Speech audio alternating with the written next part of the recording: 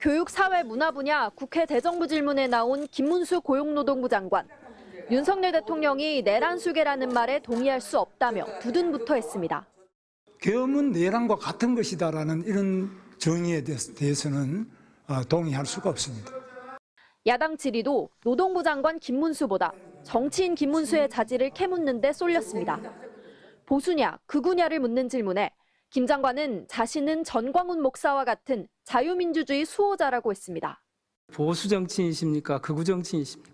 저는 자유민주 정치인입니다.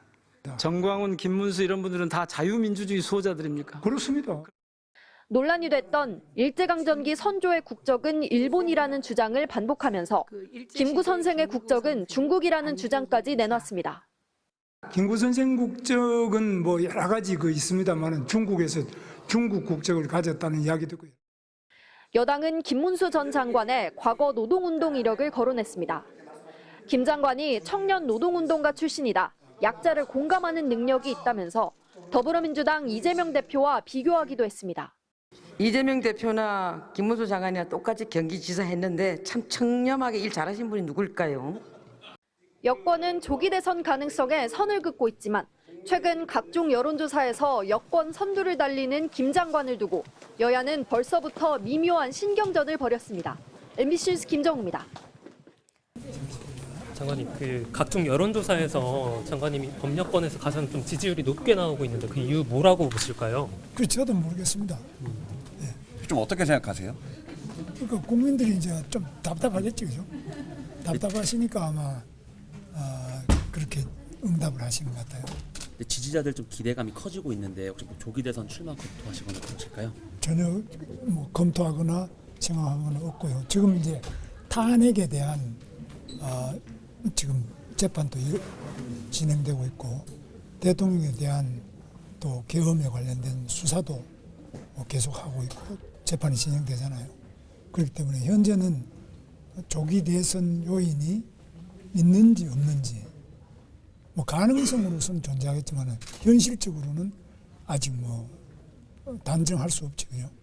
그럼 탄핵소추안이 헌법재판소에서 기각돼야 된다고 생각하세요? 뭐 그거는 저로서야 당연히 그렇게 생각하죠. 왜냐하면 우리 대한민국의 대통령이 앞으로 계속 이렇게 다 탄핵되고 다 이렇게 불행한 역사를 계속 막 겪어 나가는 것은 국민 누구도 원하지 않을 거로 봅니다. 혹시 헌재 그럼 편향성 문제가 좀 있다고 보실까요? 현재 무슨 네, 헌법재판관들 지금 뭐 구성이나 그런 부분에 있어서 뭐 편향성 논란이 좀 일고 있는데 이 부분 어떻게 보실까요? 뭐 그 부분은 뭐 제가 답할 문제는 아닌 것 같은데요. 그렇죠. 혹시 뭐 국무위원으로서 대통령 면회에 가실 계획 있으실까요? 지금 뭐 그런 계획은 없습니다만 모르겠습니다. 앞으로 이제 저는 뭐 곧 석방되셨으면 좋겠는데 뭐 제가 언제 석방되는지 이런 거는 결정권이 없고 그죠. 그럼 탄핵소추안이 기각돼야 된다고 말씀하셨는데 네. 대통령의 계엄은 정당했다고 보시는 거예요? 저는 뭐 계엄이 정당 여부를 떠나서 대통령으로서는 계엄으로 인하여 굉장히 모든 것을 다 잃어버리고 감옥에 갇혀 계시잖아요. 그 자체가 과연 그렇게 해야 되느냐 하는 부분에 대해서는 저는 만약 제가 국무회의에 참석했으면 저는 강력하게 반대를 했을 겁니다.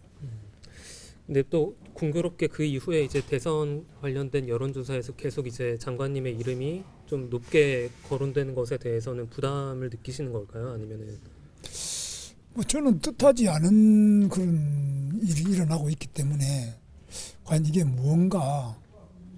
그래서 제가 생각하는 것은 우리 정치에서 우리 또 전국에서 좀 너무 지금 비정상적인 상황으로 가고 있는 거 아니냐 하는 거에 대한 국민들의 우려가 뭐 저 같은 경우는 특별히 한 일은 없고 그냥 상식적인 이야기를 한 거에 지나지 않는다고 보거든요. 대통령이 구속이 안 되는 게 좋겠다. 대통령마다 다 구속되고 뭐 요즘 구속 안 된 대통령이 거의 없잖아요. 다 감옥 가고 다 불행한 이런 것은 국민 누구도 원하지 않을 거로 보거든요. 그런 거에 대한 뭐 저는 입장을 그냥 구속 안 됐으면 좋겠다. 대통령이 석방되면 좋겠다. 뭐 계엄도 없고 탄핵도 없고 그런 게 좋겠다는 게 제 생각이거든요. 그럼 그 이야기하면 그게 뭐 국민들이 볼 때는 그것 때문에 지지가 오는지 모르지만 뭐 그 외에 한 일도 한 이야기가 없잖아요. 제가 아무것도 한 게 없거든요.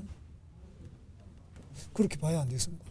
거기에 대해서 너무나 상식적이고 너무나 당연한 일들이 요즘에 좀 안 이루어지고 있는 뭐 그런 부분들에 대해서 국민들이 매우 안타깝게 생각하신다고 저는 보고 있어요. 장관님께서 1월 초 신년 기자간담회 때도 비슷한 취지 말씀 주셨는데 지금 한 달이 지났는데도 계속 지지율은 좀 오르시거나 떨어지지 않고 있거든요. 이 기간 동안 어떤 좀 그러니까 저도 한 게 아무것도 없잖아요. 제가 뭐 기자간담회를 한 것도 아니고 뭐 제가 기고문을 쓴 것도 없고 발언한 것도 고용노동부 장관으로서 뭐 통상의 일을 한 거 외에는 없지 않습니까? 제가 뭐 해석하기도 우리 그러면 기자분들이 더 잘하실 것 같은데.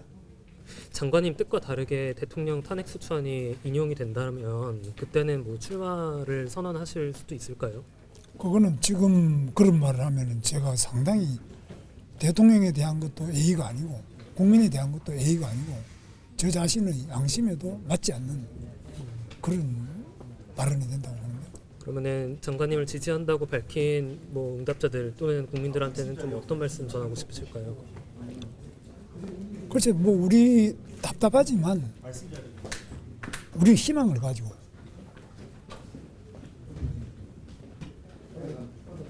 우리 국민들은 그보다 더 답답하고 더 정말 처참한 그 역사를 헤쳐나왔잖아요.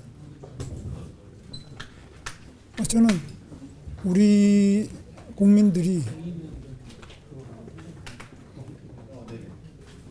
어떤 어려움이 있더라도 헤쳐나갈 수 있다. 헤쳐나갈 거라고 저는 믿고 있고 그래서 그 부분을 우리가 힘을 합쳐가지고 노력하면은 능히 위대한 대한민국 좀 우리 대통령이 늘 말씀하신 자유통일의 길 그리고 선진 인류 국가로 나갈 수 있다.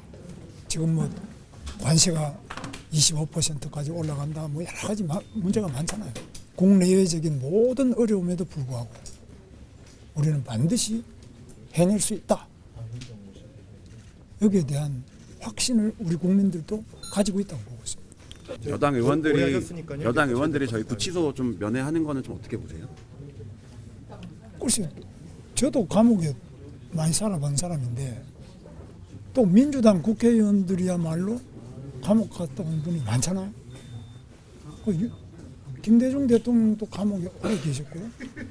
다 면회하고 그걸 면회하는 것 자체는 그걸 가지고 무슨 내란 뭐라 그러더라 선동? 내란 동조? 그 면회하는 거는 면회잖아요. 면회하면 그럼 그게 내란 동조가 되느냐? 그러면 과거에 우리 면회하셨던 분, 감옥에 사셨던 분 그런 분들이 모든 것을 그렇게 단정적으로 이야기할 수 있는 것은 아니지 않느냐. 그래서 우리 인간이 뭐 성경에도 나오잖아요. 갇힌 자를 우리가 돌아보고 묶인 자를 풀어주고 하는 이런 거는 인간의 인도주의의 기본이잖아요. 인권의 기본이 아무리 어려운 처지에 흉악범이라 하더라도 그 아는 사람이 돌아볼 줄도 알고 그 인권이 있다는 거. 더구나 우리 대통령 아직까지 1심 판결도 안 나왔지 않습니까? 기소만 됐다 뿐이지 아무 유죄로 추정해서 그걸 면회도 가지 않아야 된다는 이런 이야기는 너무나 비인간적이고 가혹한 말씀 아니에요? 잠깐만 저희 장관님 지지율이 오른 결정적인 장면으로 그 본회의장에서 고개 숙이지 않은 장면들이 좀 언급되거든요. 네. 그 순간 좀 어떤 심경이셨는지 좀. 심경이 아니라 그러니까 그건 제가 한 거는 저도 국회의원을 3번 했잖아요. 그렇게 총리를 발언 때 모셔다가 질의하는 것은 그거는 국회의원의 권리죠. 그러나 자리에 앉아있는 국무위원을 전원이 일어서가지고 무조건 사과하라, 절을 하라고 강요하는 거 그거는 국회의원의 권한을 넘는, 금도를 넘는 직권 남용이라고 저는 생각합니다. 됐었죠?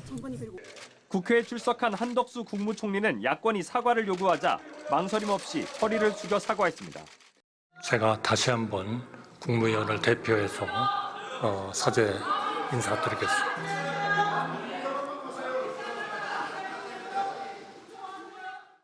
내각 모두 사과하라는 요구가 이어지자 김문수 고용노동부 장관 한 명을 제외하곤 장관들 모두 일어나 고개를 숙였습니다.